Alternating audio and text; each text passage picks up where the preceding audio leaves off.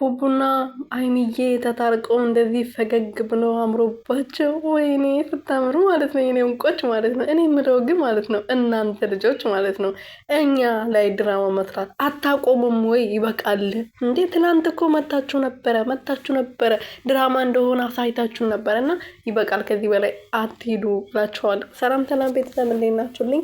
እኔ ያለው ፈጣሪ የተመሰገነ በያላችሁበት ሰላማችሁ ብዝት ትርፍርፍ ይበልልኝ። ሀይሚዬና ቡቡ መጥቷል። እንግዲህ ዛሬ ደግሞ በአዲስ ነገር እንደዚህ ዛሬ ደግሞ ቦታው ራሱ ሲያምር ማለት ነው። ፎቶ አነሳሳችሁ ትላላችሁ፣ በቃ ይለያል ትላላችሁ ማለት ነው። እና ሀይሚዬና ቡሩክዬ ተጣልተናል፣ ተለያይተናል፣ የአራቱ ልጆቻችን ክፍል ነበር አልክ ትላንት ማለት ነው።